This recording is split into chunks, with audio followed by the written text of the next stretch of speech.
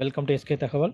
So இந்த சேனலில் diploma polytechnic சம்மந்தமான வீடியோஸ் எல்லாமே கொடுத்துட்ருக்கோம். ஸோ இந்த வீடியோவில் நம்ம என்ன பார்க்க போகிறோம் அப்படின்னு பார்த்தீங்கன்னா, இப்போ ரெகுலேஷன் 2023 பார்த்தீங்க அப்படின்னா அஹ், நம்ம வந்து சிஜிபிஏ கண்டுபிடிக்கணும் அப்படின்னா அதுக்கு வந்து ஒவ்வொரு டிபார்ட்மெண்ட் அந்தந்த டிபார்ட்மெண்ட்டில் அந்தந்த செமஸ்டரில் பார்த்தீங்க அப்படின்னா ஒவ்வொரு சப்ஜெக்ட்டுக்கும் ஒரு கிரெடிட் பாயிண்ட் இருக்குது. சரிங்களா?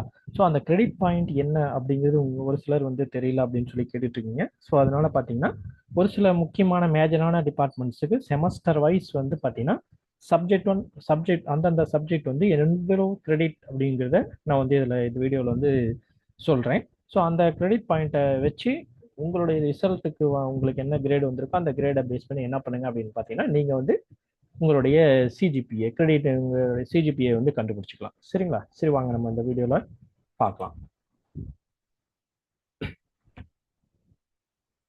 சரிங்களா? இதை பார்த்தீங்கன்னா ஃபர்ஸ்ட் செமஸ்டர் அது பார்த்தீங்கன்னா ஃபர்ஸ்ட் டிபார்ட்மெண்ட் வைஸ் போட்டிருக்கேன். Civil, mechanical, auto, triple ECE, computer, IT, AIML. So இந்த டிபார்ட்மெண்ட்ஸ் உண்டான ஒவ்வொரு செமஸ்டரும் அந்தந்த சப்ஜெக்ட் ரிலேட்டடாக இந்த இடத்துல பார்த்தீங்க அப்படின்னா உங்களுக்கு சப்ஜெக்ட் நேம் எல்லாம் கொடுக்கல.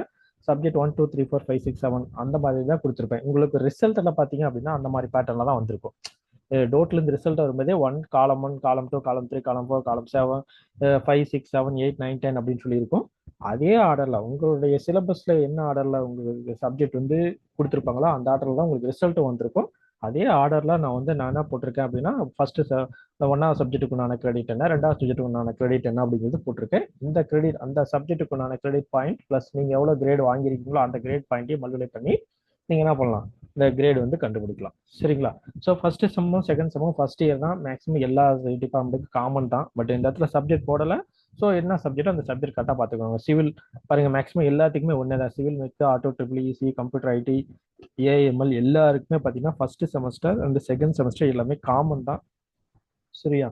சப்ஜெக்ட் வந்து பேர் வேற வேறையா இருந்திருக்கலாம். ஆனால் பட் உங்களுக்கு பார்த்தீங்கன்னா கிரெடிட் பாயிண்ட்ஸ் வந்து எல்லாமே ஒன்று தான். சரியா? அதனால இதில் எந்த மாற்றமும் இல்லை. நெக்ஸ்ட் அடுத்து பார்த்தீங்கன்னா தேர்டு அண்ட் ஃபோர்த் செமஸ்டர் இந்த டேபிளில் கொடுத்துருக்கேன். தேர்ட் செம்மில் பார்த்தீங்க அப்படின்னா மொத்தம் 8 சப்ஜெக்ட், மொத்தம் 6 சப்ஜெக்ட் இருக்கும். சரிங்களா? 6. அதுக்கப்புறம் 7வது வந்து அந்த ஏஐசி 3ன்னு சொல்லுவாங்க. 8வது வந்து ஹெல்த் அண்ட் வெல்னஸ்ன்னு சொல்லுவாங்க. இந்த ஃபர்ஸ்ட்ல இருக்கிற 6மே பார்த்தீங்கன்னா ஒவ்வொரு டிபார்ட்மெண்ட்டுக்கும் பார்த்தீங்கன்னா இந்த கிரெடிட் பாயிண்ட் வந்து வேரி ஆகுது இந்த சப்ஜெக்டை பொறுத்து. ஏன்னா அந்தந்த டிபார்ட்மெண்ட்ல அந்த பர்டிகுலர் சப்ஜெக்ட் வந்து ரொம்ப முக்கியமா இருக்குன்னா அதுக்கு கிரெடிட் பாயிண்ட் அதிகமாக கொடுத்துருப்பாங்க. கொஞ்சம் இதாக இருந்துச்சுன்னா கிரெடிட் பாயிண்ட் வந்து கம்மியாக கொடுத்துருப்பாங்க. ஸோ அதனால பார்த்தீங்க அப்படின்னா சிவிலில் பார்த்தீங்கன்னா எல்லாமே 3 3 3, ஏஐசிக்கு 2, ஹெல்த் அண்ட் வெல்னஸ் எல்லாத்துக்குமே ஒன்று தான், ஏஐசி 3க்கும் எல்லாத்துக்குமே 2 தான். மற்றபடி பார்த்தீங்கன்னா தியரி அண்ட் லேபு எல்லாத்துக்குமே பார்த்தீங்கன்னா அந்தந்த டிபார்ட்மெண்ட்டுக்கு தகுந்த மாதிரி என்ன ஆகுது அப்படின்னு பார்த்தீங்கன்னா முன்ன பின்ன சேஞ்ச் ஆகுது. சரிங்களா? ஸோ இப்படி சேஞ்ச் ஆகிறதுனால உங்களுக்கு சிஜிபிஏவும் சேஞ்ச் ஆகும். ஏன்னா எல்லாத்துக்கும் நீங்கள் ஒரே மாதிரியே போட்டீங்க அப்படின்னா பார்த்தீங்கன்னா இப்போ மெக்கானிக் இப்போ சிவில் பார்த்தீங்கன்னா எல்லாமே 3 3 3 தான் இருக்கு. இதே பார்த்தீங்கன்னா ட்ரிபிள்னா 4 4, அப்புறம் 2 3, அப்புறம் 2 2 2 இந்த மாதிரி இருக்கு. இசிக்கு ட்ரிபிள் இசி பார்த்தீங்கன்னா 4 4, கம்ப்யூட்டர் 3 4 2 3 3. ஸோ இந்த மாதிரி மாறி மாறி இருக்கு. ஸோ அப்போ அந்த டிபார்ட்மெண்ட்டுக்கு தகுந்த மாதிரி நீங்கள் கிரெடிட் பாயிண்ட்டை போட்டு நீங்கள் என்ன கிரேட் வாங்கியிருக்கீங்களோ அந்த கிரேடுக்கு உண்டானதை போட்டிங்கன்னா தான் உங்களுக்கு கரெக்டான சிஜிபியை கண்டுபிடிக்க முடியும். இல்லை அப்படின்னா மாறி போயிடும். சரிங்களா? இது தேர்ட் செம். சேம் அதே மாதிரி தான் ஃபோர்த் செம்முக்கு கீழே கொடுத்துருக்கேன். சிவிலுக்கு நேராக, மெக்கானிக்கலுக்கு நேராக, ஆட்டோமொபைல். இதில் வந்து 7வது சப்ஜெக்ட் வந்து ஏஐசி 4, மொத்தம் 7 தான். சரிங்களா? இங்கே பார்த்தீங்கன்னா தேர்ட் செம்மில் ஒரு சில டிபார்ட்மெண்ட்டுக்கு 21 கிரெடிட் இருக்கலாம், ஒரு சில டிபார்ட்மெண்ட்டுக்கு 20 இருக்கும் பாருங்க. அதே வந்து ஃபோர்த் செம்மில் ஒரு சிலருக்கு 20 இருக்கும், ஒரு சிலருக்கு 19 இருக்கும். யாருக்கெல்லாம் வந்து இங்கே 21 இருந்துச்சு அது 19. ஸோ அந்த மாதிரி மாறி மாறி கூட இருக்கு. நீங்கள் வந்து இதில் வந்து தப்பாக இருக்குன்னு சொல்லி நினைக்க வேணாம். ஆனால் மொத்த டோட்டல் கிரெடிட் பார்த்தீங்க அப்படின்னா உங்களுக்கு 120 எல்லா டிபார்ட்மெண்ட்டுக்கும் வந்துடும்.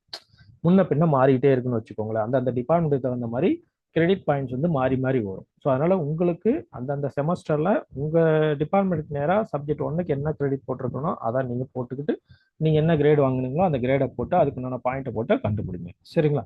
இது தேர்ட் அண்டு ஃபோர்த்துக்கு. நெக்ஸ்ட் அடுத்தது பார்த்தீங்கன்னா ஃபிஃப்த்து செம்முக்கும் அதே மாதிரி தான்.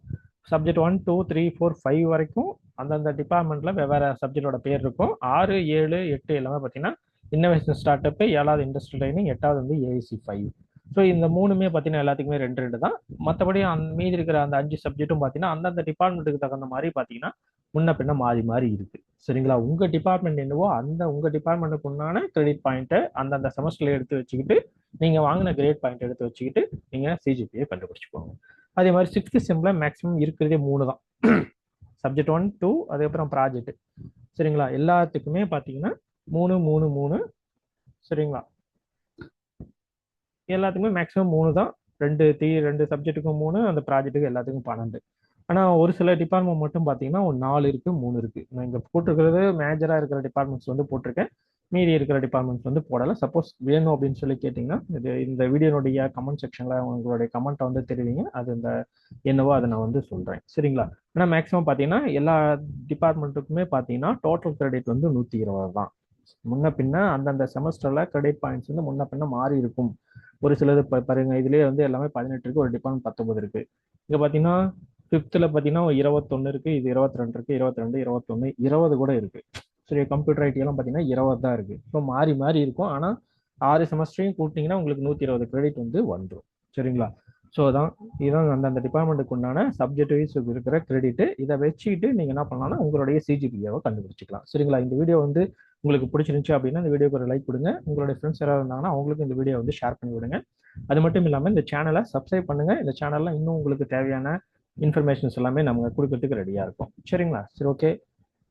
இந்த வீடியோவை கடைசி வரைக்கும் வாட்ச் பண்ணதுக்கு ரொம்ப நன்றி. தேங்க்யூ ஃபார் வாட்சிங்.